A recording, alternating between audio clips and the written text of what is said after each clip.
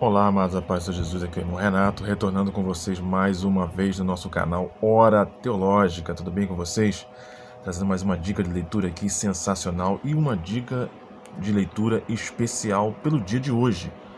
Hoje, dia 31 de outubro, hoje é o dia da Reforma Protestante, o dia de comemoração, né? E para trazer uma obra em relação, eu não vou trazer temáticas com vários livros, vou trazer um livro especial, porque eu já trouxe um livro dessa coleção, a primeira parte, e vou trazer essa obra aqui da segunda parte de um historiador, sim, fantástico. Que obra é essa? Fica com a gente que eu já vou te mostrar qual é. Antes, dá aquele like, aquela curtida no nosso canal. Você que não é inscrito, se inscreva no nosso canal, faça parte desse projeto, né? Ajude a gente a divulgar o nosso trabalho nos seus grupos que você participa.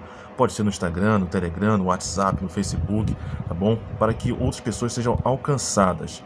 E não se esqueça, acione o sininho das notificações. Você vai apertar o sininho, vai abrir aquelas três abas. A primeira opção você aperta, a opção todas, para não perder nenhum conteúdo no canal. Ok? E também lembrando o nosso grupo do WhatsApp, quem quiser fazer parte, tá bom?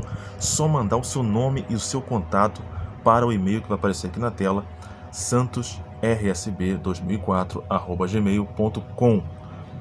Fazendo assim, você vai ser rapidamente adicionado ao grupo do Hora Teológica News, ok? Antes de qualquer coisa também, eu quero também agradecer a menção, né? Porque é uma menção honrosa, lembrar da gente, do nosso canal, que tem crescido assim com certa dificuldade. E esses canais, irmão, nesse nicho de literatura bíblica, tem crescido com muita dificuldade. Se não for apoiando uns aos outros, realmente fica difícil, porque muitas das vezes o YouTube não lembra da gente, ok? Então eu quero fazer uma menção honrosa aqui, agradecendo também ao pastor Anderson Porto, tá? Do canal Point Teológico. Um abraço, que Deus abençoe o pastor Anderson Porto por ter feito essa menção também, e também seguir nosso canal, como também a gente segue o dele. Também, quem não conheceu o canal, que eu acho muito difícil não conhecer o canal do pastor Anderson Porto, né? Vai lá, tá? Dá aquela força também. E se inscreve no canal dele também, que é bênção pura, irmãos. É bênção pura. Você vai ser muito edificado pelos conteúdos dele. Também lembrando também do irmão Josué também, que voltou aí com o Teologia de Tudo Um Pouco. Um abraço também, que Deus abençoe também de forma gloriosa. E vamos crescendo juntos na graça e no conhecimento, ok? Vamos começar? A obra que eu tenho para vocês aqui, irmãos, essa obra comemorativa, é essa aqui, ó. Vamos ver se você conhece essa obra aqui. Christopher Dawson, A Divisão da Cristandade, da Reforma Protestante à Era do Iluminismo. Isso aqui da editora Realizações, ok? Deixa eu baixar aqui a câmera para a gente ficar mais à vontade e começar a trabalhar aqui o que essa obra tem que apresentar para a gente. Lembrando que a primeira parte nós já apresentamos aqui, eu tenho review no canal, A Formação da Cristandade, que é a primeira parte. Christopher Dawson é um historiador britânico, aquele aqui, ó, um dos historiadores mais influentes do século XX na Grã-Bretanha e nos Estados Unidos. Nasceu no dia 12 de outubro de 1889, no século XIX. Essa obra aqui, tem várias obras também traduzidas pela Realizações. Tem essa aqui também, ó, que vocês não conhecem, Progresso e Religião. Essa obra aqui é uma obra fantástica. Tem aqui as suas 360 páginas. Vamos trabalhar aqui, dar uma olhadinha no sumário. Aqui ele vai tratar justamente da questão da Reforma Protestante, a questão da divisão ali de Lutero, o racha ali com a Igreja Católica Romana. Aqui a introdução, vamos lá. Aqui, capítulo 1. As consequências culturais da quebra da unidade cristã. Aí você tem aqui, ó. Capítulo 2. O declínio da unidade da cristandade medieval. Capítulo 3. A Renascença. A Renascença na Itália. A Renascença do Norte, Erasmo de Roterdã. A Itália e a ciência renascentista.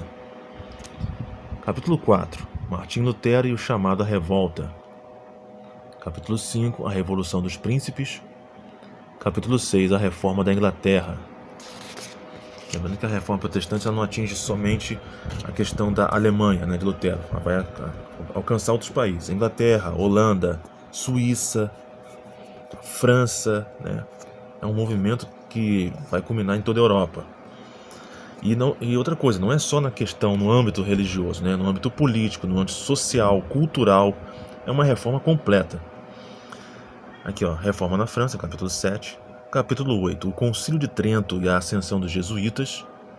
E aqui vai começar, no caso, a Contra-Reforma, né? Capítulo 9, os Puritanos e a formação da Nova Inglaterra. Capítulo 10, as divisões nacionais da cristandade dividida. Vamos lá. Capítulo 11, o Renascimento Católico e a cultura barroca. Capítulo 12, a cultura da cristandade dividida.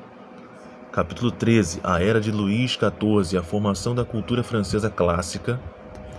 Capítulo 14, o movimento wesleyano nos Estados Unidos. Um gato miando aqui, irmãos. Não sei se vocês estão escutando no fundo aqui. Capítulo 15, a secularização da cultura moderna. Capítulo 16, a era do iluminismo. A edição brasileira aqui, Em Busca da Cristandade Perdida, do Alex Catarino. Vamos dar uma olhadinha aqui na... Aqui tem os puritanos também, né? Formação da Inglaterra. Vamos dar uma olhadinha aqui onde começa. Aqui é 107. Lutero, chamada Revolta.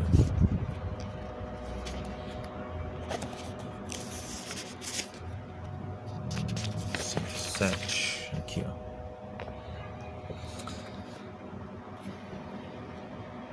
A Reforma é o nome que damos à grande revolução religiosa do século XVI, que destruiu a unidade da cristandade medieval, criou uma nova Europa de estados soberanos e igrejas separadas, e perdurou com pequenas mudanças até a Revolução Francesa. Aqui, ó. A catástrofe religiosa estava implícita na evolução gradual da Baixa Idade Média. Surgiu porque a existência de uma sociedade internacional unificada sob a autoridade e liderança da Igreja era inconsistente com a nova ordem temporal, como expressa pelos estados e monarquias nacionais. O conflito inevitável entre Igreja e Estado só poderia levar à desordem. Em particular, a posição anômala do bispo como um funcionário importante em ambas as sociedades levou à secularização da Igreja e ao acúmulo de abusos que nem a Igreja ou o Estado eram capazes de remediar, em decorrência da confusão de pessoas e jurisdições. O sistema hierárquico da Igreja medieval sucumbira e ninguém era forte ou corajoso bastante para implementar as drásticas reformas necessárias. Todos estavam de acordo na teoria a respeito dos principais males. Primeiro, o pluralismo ou acúmulo de benefícios eclesiásticos nas mãos de um único homem e como resultado direto, no caso aqui o papado, né? A ausência de domicílio. Segundo, a simonia ou a dependência de nomeações eclesiásticas e privilégios espirituais sobre a moeda. Terceiro, aqui a questão de religião e Estado, né? Terceiro, a negligência da regra canônica para visitas episcopais e sínodos diocesanos. Em quarto lugar, o baixo nível de instrução do clero e a ignorância religiosa do laicato. Aqui, outra parte aqui, ó, esses abusos,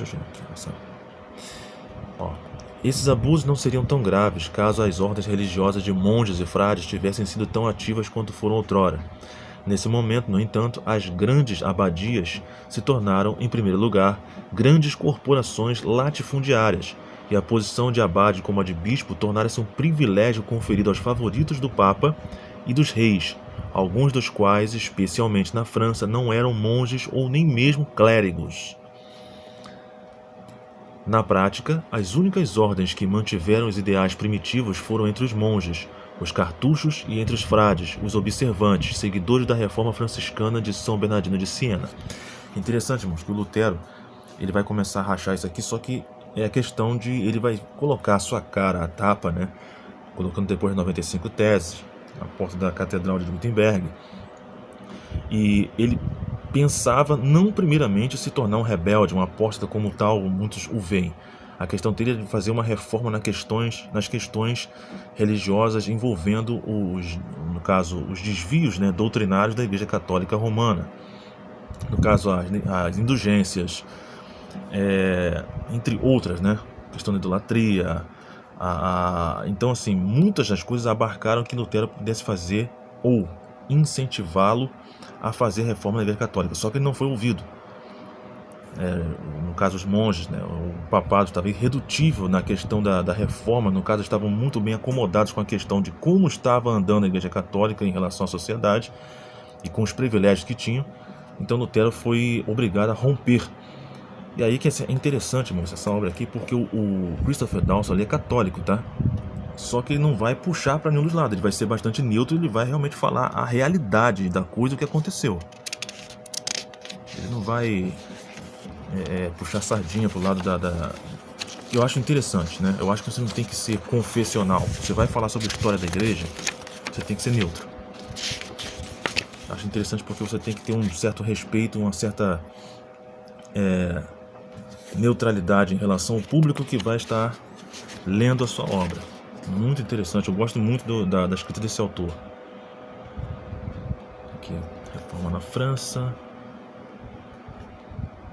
Puritanismo, 195.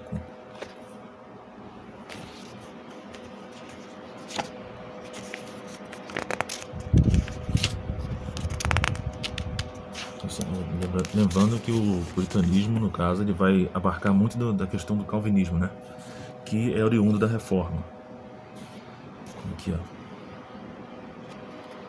A Igreja da Inglaterra, Rainha Elizabeth, isso, Rainha Elizabeth. Aqui, isso aqui também é interessante, ó, que o presbiteriano, o puritanismo, né? A gente fala presbiteriano porque presbiterianismo e a batista vieram dos puritanos.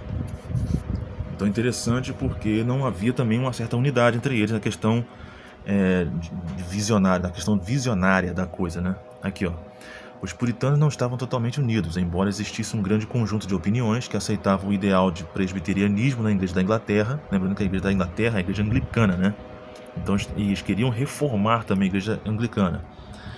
Havia uma minoria extremista que defendia a Reformation without tarrying for any, reforma sem tardança para todos, e que começava a se organizar para criar igrejas separadas, totalmente independentes do Estado e da autoridade secular. Né? Igrejas não dependentes do Estado. Essa é a visão puritana. Os brownistas, como eram chamados por causa de Robert Brown, né, 1540 a 1630, de Cambridge, questionavam se um magistrado não poderia ter autoridade sobre a igreja, caso ele mesmo não estivesse sujeito à autoridade desta. Consequentemente, era absurdo adiar a reforma protestante da igreja, até que o magistrado fosse convertido. O essencial era o ato de separação pelo qual os poucos escolhidos se apartavam da Assembleia dos ímpios e pactuavam um acordo com o Cristo, seu rei, prometendo ser fiel às suas leis. Onde havia esse pacto, não havia necessidade de nenhuma outra autoridade além da simples congregação, nem um episcopado ou uma hierarquia de sínodos, classes, assembleias e concílios defendidos pelos presbiterianos. É a visão presbiteriana. E aqui a visão puritana, na visão geral, eles não queriam que a igreja fosse submissa ao Estado, nem aliada a ela. Por isso também a questão da visão reformista dos puritanos, principalmente começando na Inglaterra ali no século XVI, e aí dali por diante. Irmãos, que obra fantástica, tá? Para você completar aqui, lembrando que a terceira parte não trata de cristandade, mas vai tratar de uma procedência da questão de como vai andar depois o cristianismo em relação à divisão com toda a Europa, vindo também para todo o Ocidente, se espalhando. E aí você tem a terceira parte, que é a criação do Ocidente, também, que é a obra do Christopher Dawson. Por enquanto essa aqui, fica essa dica maravilhosa aqui pelo dia de hoje, pelo dia da Reforma Protestante, a divisão da cristandade. Olha aí, Christopher Dawson, editora Realizações. Ok, irmãos? Mais uma dica para vocês aí. Muito obrigado por ter ficado com a gente até agora. Deus abençoe e até o próximo vídeo.